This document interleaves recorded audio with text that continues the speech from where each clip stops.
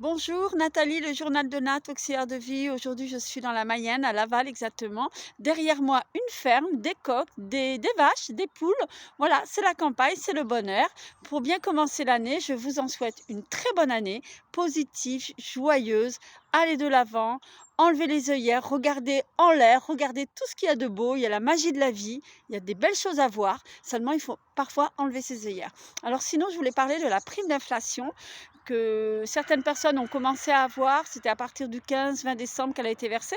Elle sera versée jusqu'à fin février, il me semble. Voilà, alors si on gagne moins de 2 000 €, on a le droit à cette prime. Même les personnes qui sont en CESU, auto-entrepreneurs, auront le droit à cette prime. Mais il faut du temps, ça va être étalé. Après, je voulais parler aussi du Covid, bien sûr, hein, parce que vous l'avez eu, je l'ai eu, beaucoup de personnes l'ont eu, ont été en arrêt maladie et malheureusement, nous sommes pas payés tout de suite. Il faut du temps. Parfois, ça peut mettre 8 jours, 15 jours, 3 semaines, un mois, voire plus.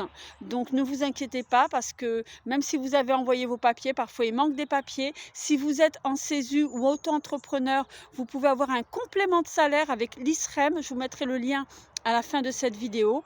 Et là, vous pourrez avoir un complément de salaire parfois assez important. Je vous en parle en connaissance de cause. Voilà, alors n'oubliez pas de faire toutes ces démarches et puis nourrissez-vous bien, c'est important. Faites du sport pour renforcer vos défenses immunitaires. Prenez certains compléments alimentaires, c'est aussi très, très important en ces temps un petit peu difficiles, mais en positif quand même, hein. Le meilleur est à venir.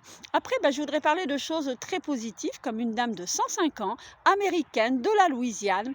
Et oui, elle a gagné le 100 mètres dans sa catégorie, malgré que dans sa catégorie, il ne doit pas y en avoir beaucoup. Elle a gagné le 100 mètres et écoutez-moi bien, elle a commencé à courir, à faire du jogging, quoi, à 100 ans. 100 ans, elle a commencé. Donc, tout est possible. J'ai déjà dit dans une vidéo.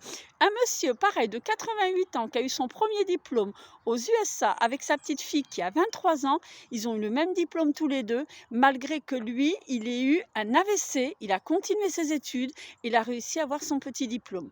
Voilà, donc il faut toujours garder le moral, toujours aller de l'avant. Quoi qu'il se passe, n'oubliez pas, nous faisons le plus beau métier du monde. On a vraiment besoin de nous. Donc, voilà.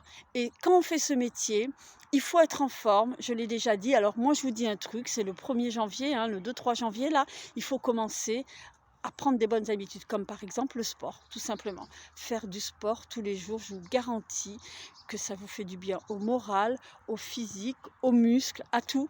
Voilà. Et puis vous arrivez mieux à faire des transferts avec les personnes avec qui vous êtes. Vous vous sentez plus fort, plus dynamique.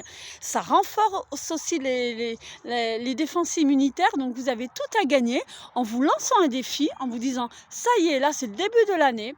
Moi, je fais du sport quoi qu'il arrive. Alors, c'est vrai que nos horaires fait qu'on peut rentrer très, très tard. Mais je pense qu'on peut toujours trouver un moment dans la journée où ne serait-ce que quand on a 10-15 minutes, faire des flexions, des torsions, un petit peu de gainage. Voilà, c'est comme ça qu'on va passer une bonne année 2022.